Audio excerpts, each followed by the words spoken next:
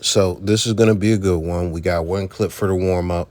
Then I have another clip that's really gonna launch, and that's where we're gonna get deep into this topic. We're gonna be talking about, dysfunctional households. We're gonna be discussing a rapper. Snitches. Urban culture is gonna get very deep. I never say this. Please put a like on the vid.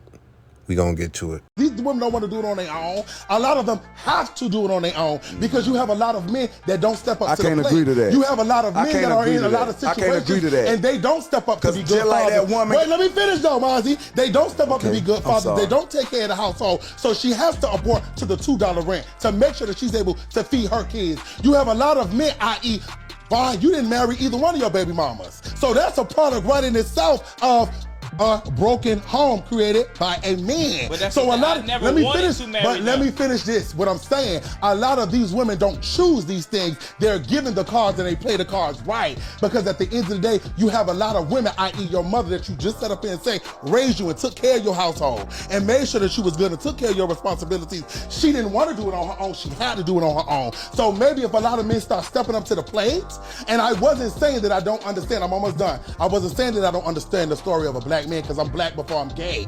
But I do know at the end of the day that a lot of men are dealt the cards of doing what the fuck they want to do and they leave the bullshit to the woman, so she's going to pick up the pieces. All right, I'm gonna try and keep it YouTube friendly. At the top, we gotta address the elephant in the room. We have a guy who has relations with guys, right? In a room full of men who have relations with women. No women are in the room, but this guy has opinions about male and female relationships. It's very funny. Now, this is the other part. The whole, these women didn't want to do it on their own. They have to do it on their own. There are two things I got to say to this. Number one, there are a lot of women who glorify single motherhood and wear it like a badge of honor. And this happens all throughout America, but it's big in the black community. It's been glorified and normalized so much that a lot of women will make the decision to take that on themselves. And that brings me to my next point. There's never any nuance in this conversation. There are deadbeat dads. There are guys who, okay, you both had a family and for whatever reason, you guys break up and he doesn't want to take care of the kids anymore. He doesn't want to take care of the family anymore. So there are situations like that. But there are also a lot of situations where the woman knew exactly what she was getting into. And the issue when it comes to this, as far as a lot of women, in their eyes, the woman is never wrong in a situation. So if a guy impregnates a woman and he says, I do not want to have this kid, and she chooses to have the kid, she knows what she is signing up for.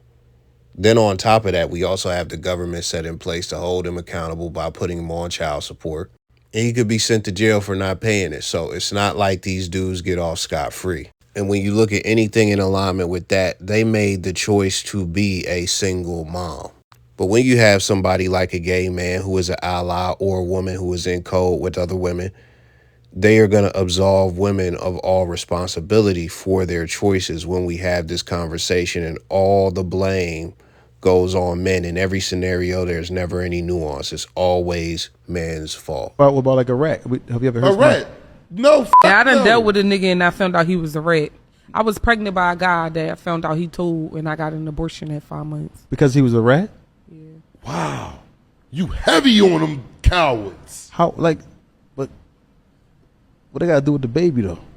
Like, I ain't want nobody to be like my baby a mouse, his dad a rat. It's just like I wasn't doing it. Crazy. Like, listen, I that, just got an abortion. oh man, that baby. Rocky said, I ain't want nobody like my baby a mouse and his dad a rat. That baby could have been. We listen and we don't judge. We listen and we definitely don't do That no shit over. judging, man. It's gone. The baby is gone. So hold on.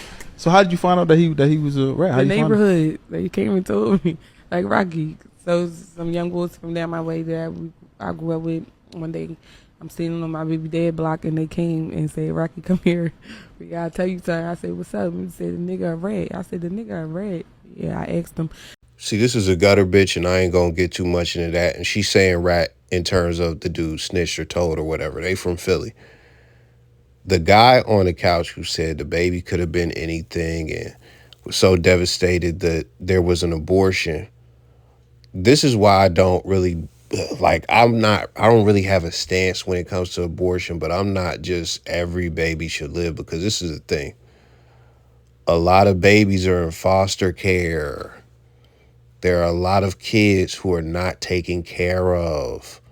There are a lot of parentless children. There are a lot of children who have horrible, horrible parents that become horrible products of society. Now, remember the clip we just watched, because I'm not finished talking about it. This video just took a turn, and it's going to basically turn into another video I was contemplating making. So that's where we're at right now. We're going to talk about NFL cartel Bo. He is a guy who did 5 years for like having some guns in a video or some shit like that, whatever the case may be. But before that and after that, he is a Texas gangbanger, gladiator camp, bully ass nigga, always talking about how rappers ain't real and how he'll do something to one of these pussy ass rappers that are like doing the shit that certain street niggas do, to where they posture a lot to show you how hard they is. They tell you about what they gonna do, what they did, like all of that type of shit. He's trying to convince you all the time that he is the toughest nigga. And I'm not saying that that's true or false. It can absolutely be true. But that's what a lot of these niggas do. They play the psychological, let me project how tough I am and intimidate all these niggas and sow the seeds of fear in a bunch of people. That's what certain niggas do. But I had to paint that picture of who he is, because we're going to go into, because all I've known him as is, okay, he's one of them like rap bullies of Texas and shit like that. He is going to talk about his relationship with his mom and how he was raised. And then his mom is going to talk. I stayed with her for the first time, nigga, in the 2nd grade. She let nigga beat the shit out of me, nigga. She let Tony Davis beat the dog shit out of me, nigga, in the 2nd grade, nigga. All the way up until like the 4th and 5th, nigga. Granny had to take me from that hoe, nigga. You know what I'm saying? Then when she got divorced and went to the next nigga, Toot to beat the shit out of me, nigga. Toot to walk down the highway, had me with black eyes and shit, nigga. I'm a baby, nigga. I'm a little boy, nigga. You know what I'm saying? 4th grade, 5th grade shit, nigga. You feel me? After that, Steven put his motherfucking hands on my, every nigga she ever fuck with, she let put their motherfucking hands on me, bro. That bitch gave me away again to CPS custody, bro. That hoe hated me, nigga. I stayed with Granny, nigga. I ain't never stayed with that lady no more than 3 months, nigga. This nigga was 6 years old, gang. Tony tied me up with them orange stick extension cords, tied my feet up, tied my hips up, tied my arms up, and beat the dog shit out with me with an extra orange stick, bro. It was blood everywhere, bro. I was 6 years old. I was 6 years old, nigga. My sister sat on the couch and cried. He made them watch. They cried, bro. They cried, bro. That nigga beat with blood everywhere, bro. Nigga Granny sheltered me, protected me, nigga. I ain't had no daddy in the picture. You know what my daddy told me? Look, I know I ain't shit, but at least I showed you everything what not to do. That nigga ain't never bought me a pair of shoes, a shirt, or nothing, nigga. Nigga, my mama shot at me with a 4.4 Magnum, nigga. Fuck is you talking about, nigga? Man, that lady sold all my shit. That lady tried to sell my sister the pill, nigga. You don't understand, nigga. That lady ain't told me I would never be shit, nigga. That lady gave me, I was living with church people, bro, at 13 and 14. I was living with people from the church, gang. People from the church, nigga. Cause I ain't had nowhere to go for 2-3 years, nigga, as a kid, nigga. I literally was a kid, house to house, pillar to post, nigga. That hoe went and hit a robbery with some niggas on a pharmacy, then folded on a nigga, got 10 years probation. Nigga, the first time I got to some real street heat, where nigga had to buck that motherfucker, nigga, with some niggas with some shit she had going on, nigga. On the ag rob, nigga. This motherfucker just pulled a knife on my sister. Got there 2-3 months ago, they called me begging me to bond out. And my sister pregnant. 8 months pregnant. Just had the baby. You understand what I'm saying? At the time. So it's like, bro, y'all be having these motherfuckers that's supporting, that's willing, and y'all don't really, man, love your mom and love your daddy, ain't? Cause some motherfuckers out here got situated where they hate theirs. Like they for real, bro. Motherfucker been used, abused, and tooled, and motherfucker become something in life, and they, yeah, but for real, gang. Like, appreciate your people, gang. I ain't never had no relationship with my mama or my daddy, nigga. I ain't never been able to pick up the phone and call them in a time of need, nigga. She caught another ag robbery, bro. Another one, nigga. I caught a case. I caught some real shit. You know what happened, gang? She sold my candy blue slab. She sold my gray PA on 6 Supers. She blew all the money on pills in the game room, nigga, and came back to the jail with a Bible, nigga, trying to talk to me at visitation, not telling me she done sold my motherfucking shit, nigga. Shit, I done risked my life for, nigga. For real, shit, I done slung iron by. All you niggas with good ass parents and shit, and you ungrateful, and I hate you bitch ass niggas, gang. Do it. Cartel Bo Mama. This nigga don't do shit for me, and I don't give a fuck. I was gonna let it rock, but I just gotta say, you hear all the horrendous stuff that he said that she was responsible for when it came to his upbringing. The first thing she said is he don't do nothing for me. The video starts. The first thing that she says is he don't do nothing for me. That's so crazy to me. That's so crazy. He don't do shit for my motherfucking mama, who he say raised him. I raised that motherfucker. I'm the one kept jobs. I'm the one kept him in court. Then he want to sit up and talk about all these niggas that fucked this woman, but this bitch pregnant with his twins right now. This nigga come visit my house yesterday. I ain't changed that baby. I ain't touched that baby milk. While I'm gone, though, he steals my motherfucking TV off my motherfucking wall. He stole my goddamn TV.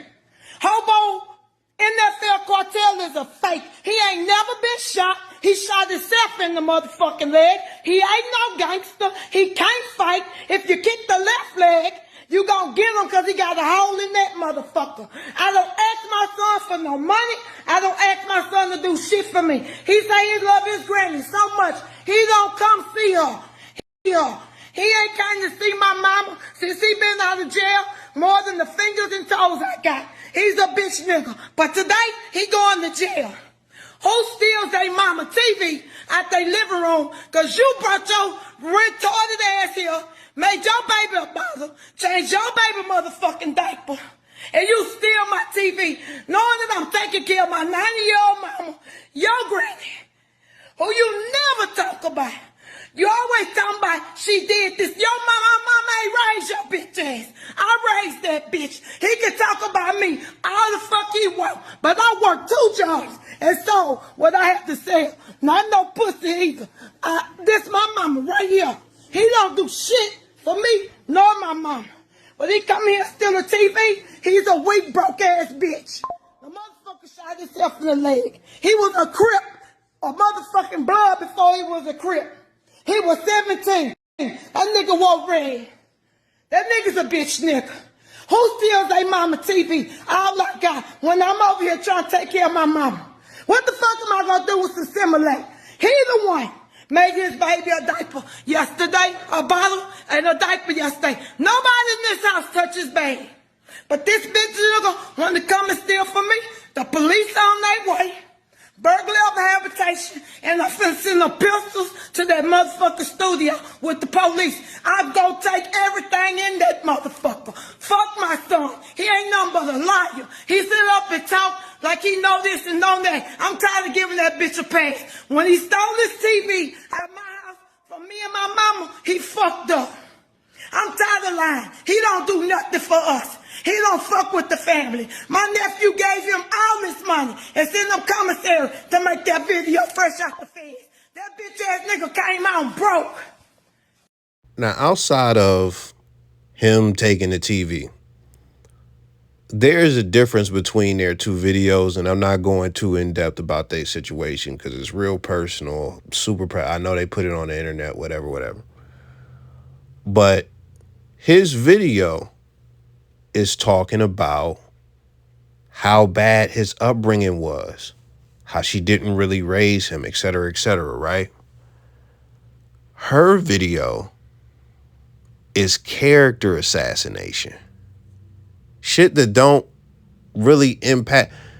Her saying that he was a blood and then he turned a Crip, that doesn't impact her at all negatively. It doesn't. She told people, knowing that he's a guy who be having street beef, to kick him in his left leg because his left leg is weak. She's telling people her son's weakness. Do you see? It's character assassination. That is what her whole video is. I mean, you could probably even say it's just pure hate. You could whatever you want to say, like, but that's what it is. And just like he said, he hate people who got 2 parents that love them and they ungrateful. I feel really bad that he didn't have that. I feel like every kid should have that. I think that should be the foundation. That is not something he could control, and he had to suffer. He had to suffer, and he's still suffering, like actively to this day, because his mom and dad didn't love him how they should have loved him. Didn't love him how they should have loved him. I can't even say if they loved him. I can't. He could say that. I can't. I can't. Based on what I've seen, it's hard for me to call it. I know he wasn't loved the way he should have been loved. He wasn't protected the way he should have been protected. He wasn't raised the way he should have been raised. And the thing we have to highlight about that is none of that is his fault. None of that is his fault.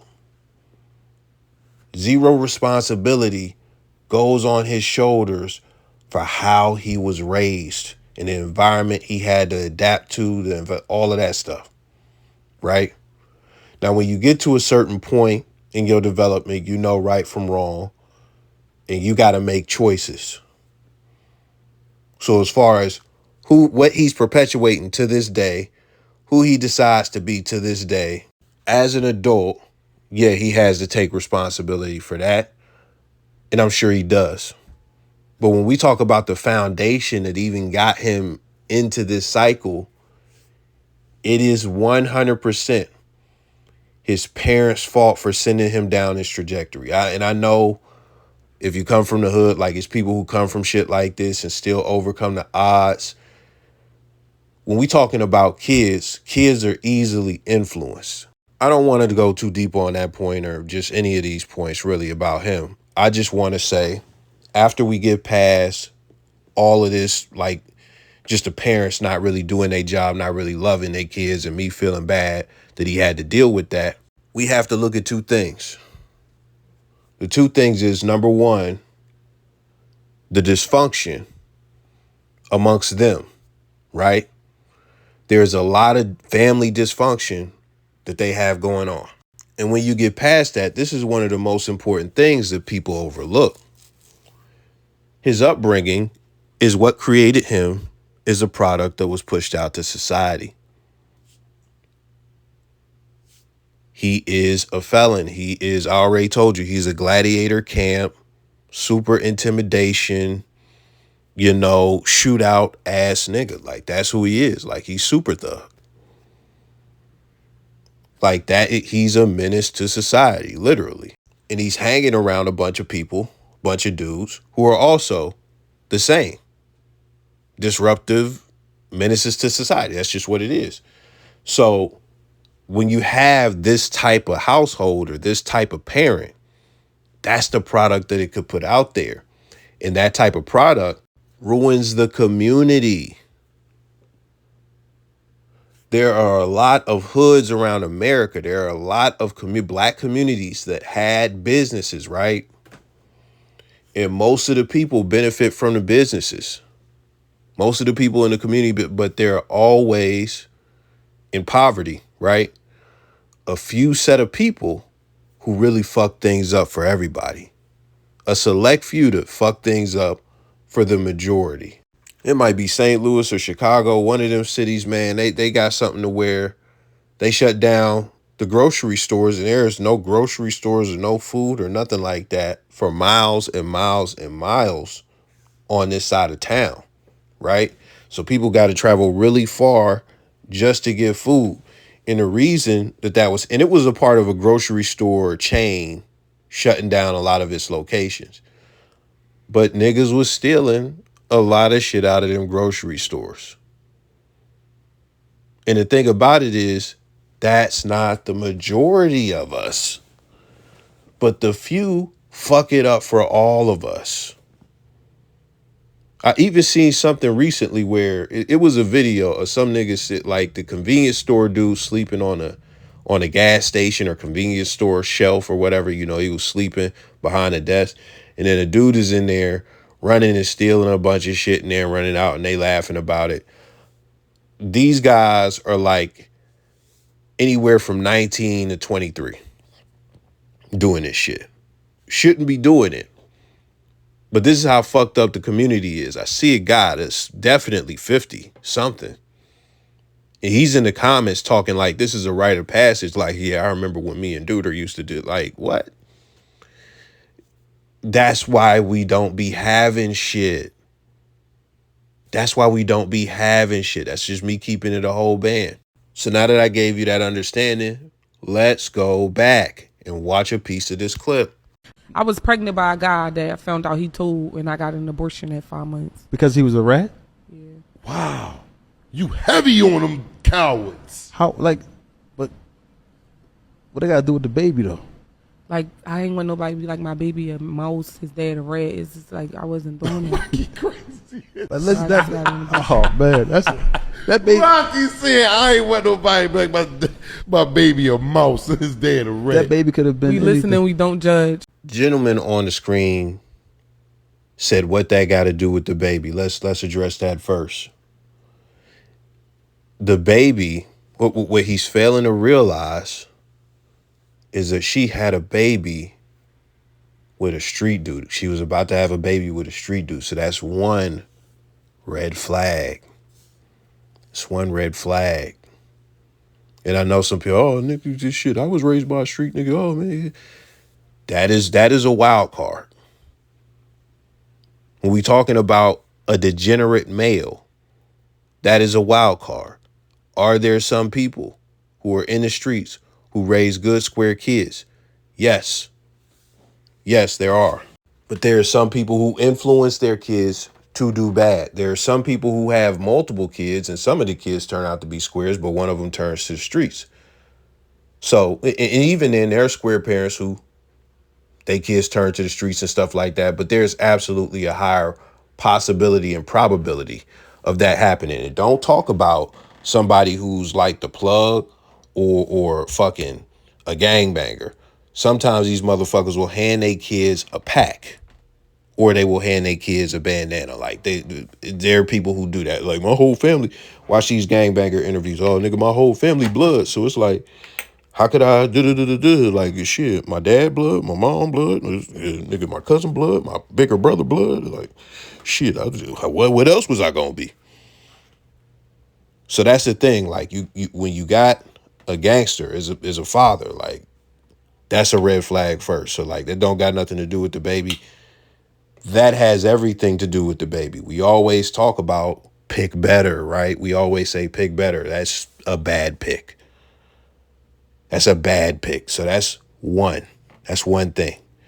Now, even with her saying, oh, he was a rat, like that's not really the reason to fuck it. Like the fact that he's in the streets is bad enough. But this is the other thing that he's failing to notice. You know, this woman is not fit. Like if that is her mindset, if she did that because he was a rat, not because he was a gangster, she really shouldn't be having kids.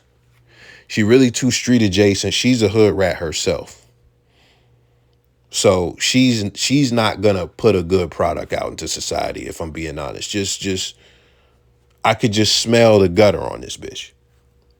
Me keeping it all the way 1,000. So that's the whole number one. When we get to the second thing that he said, which is that baby could have been anything. That baby could have been NFL Cartel Bowl without the rapping. That baby could have been Big Meech. That baby could have been BG from the Hot Boys. That baby could have been one of NBA YoungBoy shooters, like D-Dog or something like that. People that I know, none of y'all know. Shit, his dad is snitch. He could have been YSL Lil Woody. That's who he could have been. He could have been a snitch and shooter. Dangerous. She could have pumped out somebody who was absolutely dangerous. Now, you might think that's unfair to say because blah, blah. Man, come on, man. Come on, man.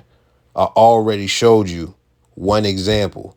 If you were in the hood, like, bruh, it's so, like, the streets is full of niggas who come from degenerate households, single parent households in a lot of cases. The streets and the prisons are full of that. Full of that. Even the street niggas know, because NFL Cartel Bo said it himself.